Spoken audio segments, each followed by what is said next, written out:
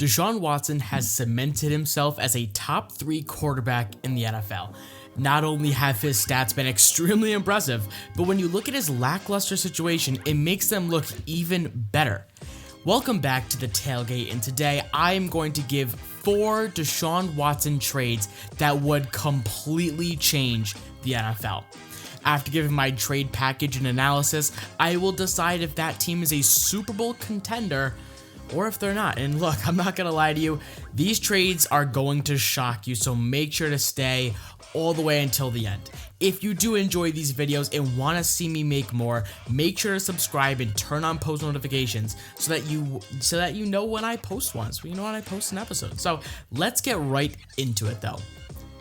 Before we give any trade scenarios, we need to figure exactly how much Deshaun Watson is worth. Because when you look at other quarterbacks who have been dealt this offseason, like Matt Stafford and Carson Wentz, Stafford went for much more than was anticipated. Carson Wentz, who had a season eerily similar to Drew Lock, by the way, after putting up MVP numbers, he went for a 3rd round pick and a potential 1st round pick that could just end up as a 2nd. I think Deshaun Watson could be traded for as much as 4 1st round picks or a collection of a few 1sts, some 2nds, and some high level younger players. With that out of the way though, let's get right into the trades. The first trade I have though is the Houston Texans shipping away Deshaun Watson to the San Francisco 49ers in exchange for the 12th pick of the draft, Jimmy Garoppolo, this year's 2nd, next year's 1st, next year's 2nd, and a 2023 1st. So altogether, it's 3 1st round picks, 2 2nds, and Jimmy Garoppolo. This trade reminds me a lot of the Matt Stafford deal. Jared Goff had a very bad contract, 6th highest quarterback contract in the NFL. So in order to get the deal done, the Rams sent over an additional 1st in order to get Goff off of their books. I see the 49ers doing something similar with Jimmy Garoppolo. The Texans obviously get 5 early draft picks to build for the future, along with Garoppolo, who could potentially turn into a long-term answer, but my assumption is that he will only be a bridge quarterback until Houston can find one in the draft. Deshaun Watson gets an onslaught of weapons, including George Kittle, Deebo Samuel, and a rising star in Brandon Ayuk, and of course, don't forget that run game.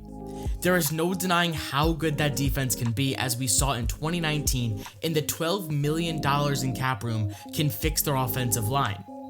That is one of the 2 problems that I do see with this move for Watson. First of all, their offensive line was statistically worse than Houston's last year. That's very bad.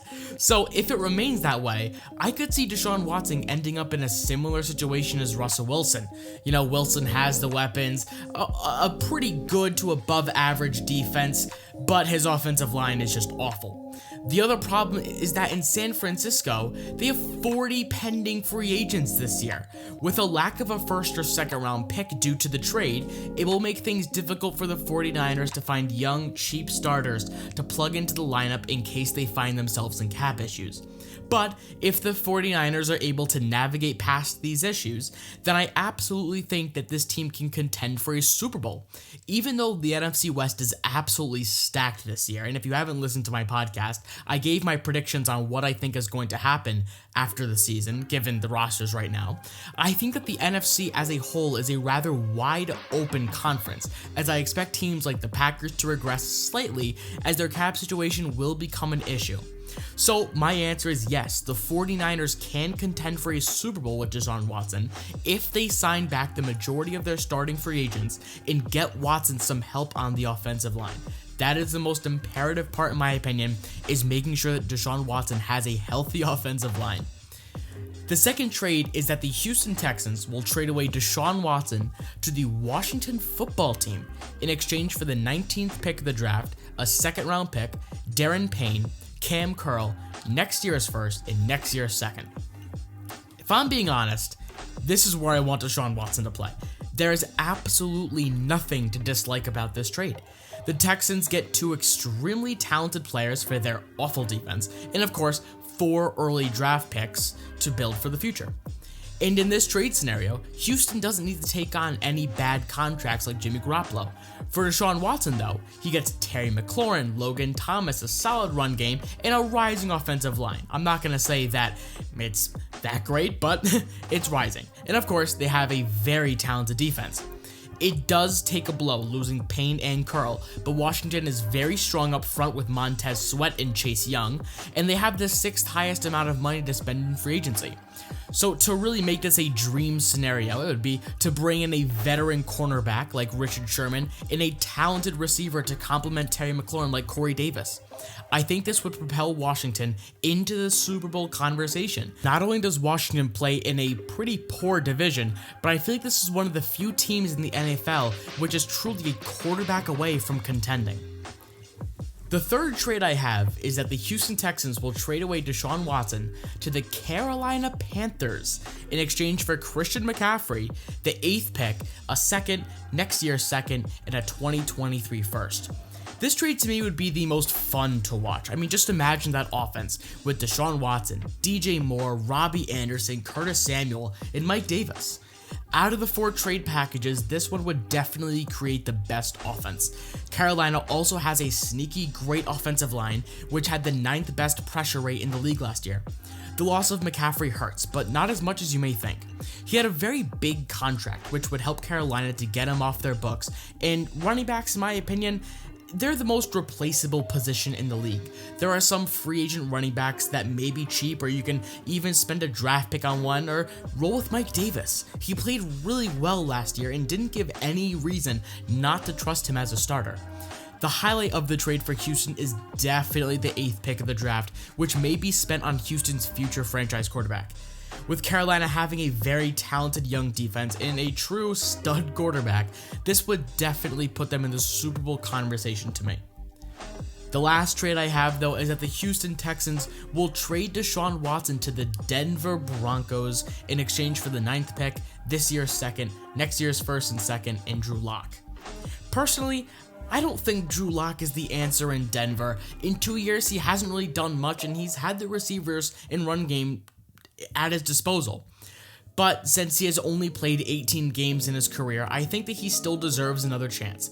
I'd rather have Deshaun Watson though. Is it just me, or does Watson just look like he belongs in a Denver uniform? I mean, it just looks right. I will say, this is the only team where this isn't a whole lot to be excited about at first. Denver was very injured last year, just like the San Francisco 49ers, and their defense should be better. But the offensive line was very bad.